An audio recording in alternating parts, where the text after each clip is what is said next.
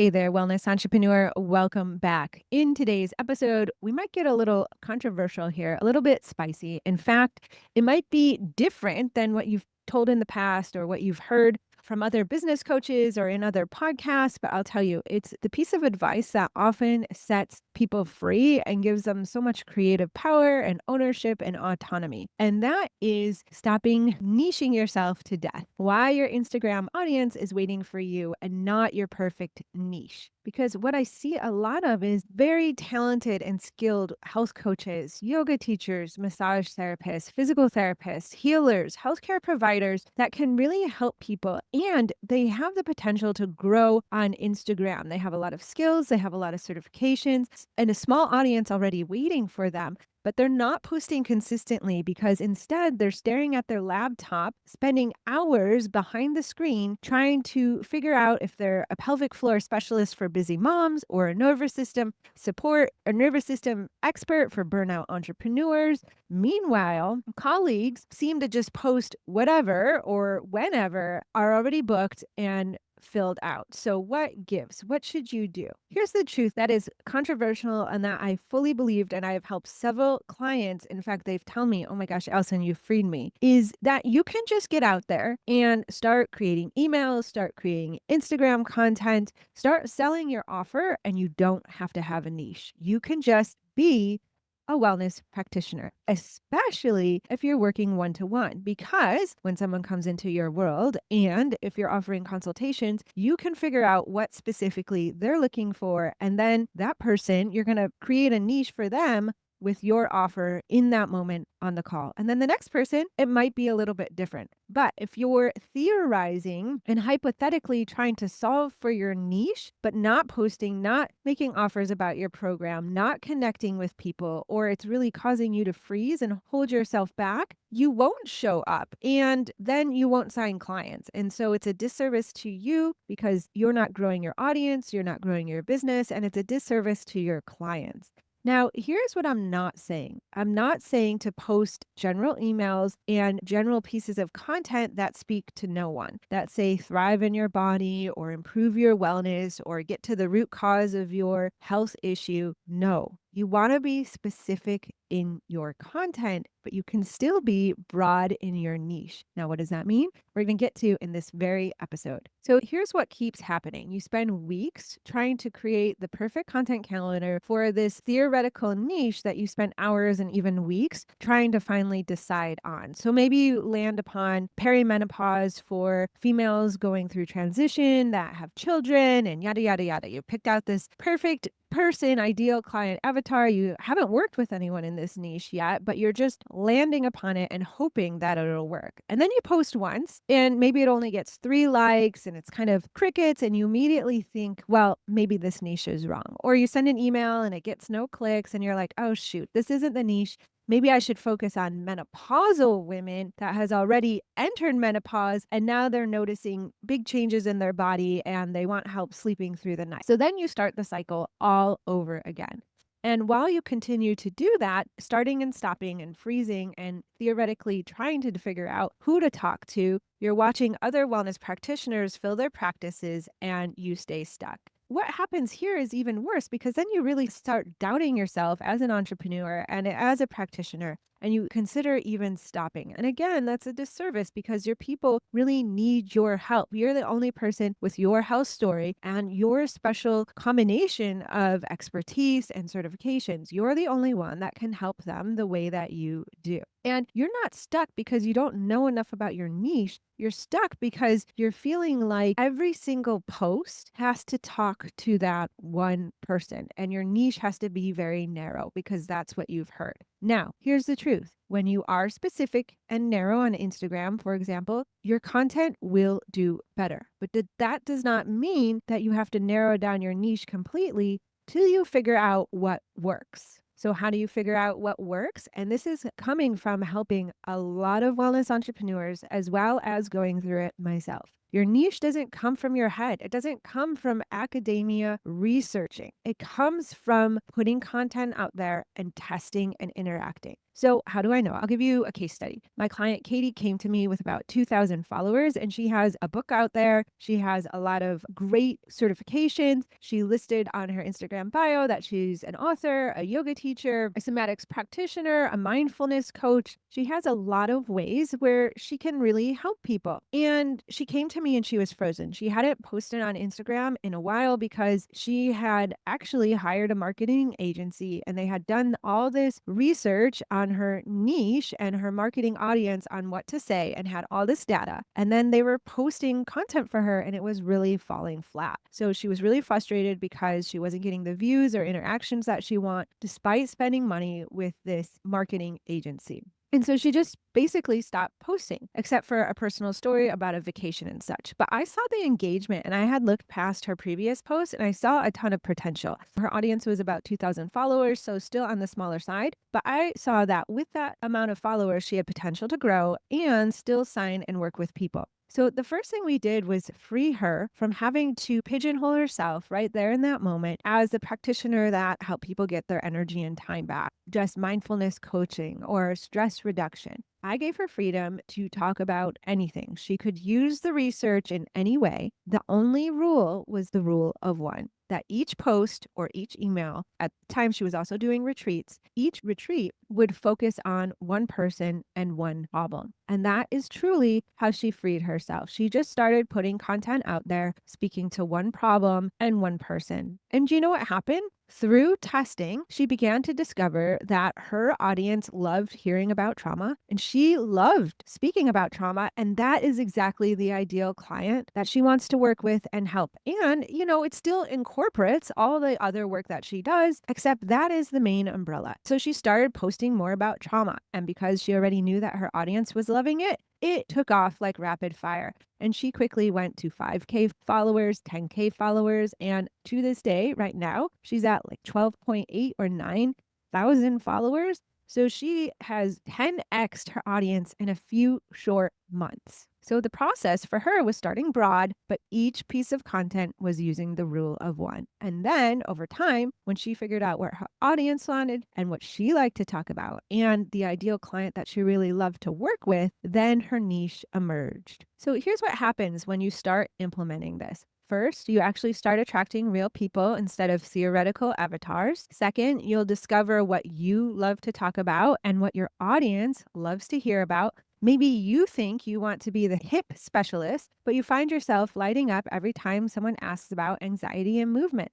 That's data, not a mistake. Third, you build confidence by actually engaging instead of perfecting. Every comment becomes market research. Every DM becomes insight into what people actually need. And it might even first start with just more likes, not even comments, not even DMs. But then over time, more likes lead to more views that lead to more comments that lead to more DMs. And if you're bringing this messaging now into your selling and you have a very specific selling and launching plan, then into paying clients. Fourth, you'll start booking clients weeks or months sooner because you're speaking to problems that they want solved and you'll be specific in your content. Plus, if you're diverse, maybe you're a broad wellness practitioner and you have an audience full of theoretically broad clients, ideal avatars with broad problems, then each piece of content is an opportunity to speak to one person and one of their problems instead of speaking about the same problem over and over again and missing out on a lot of those people.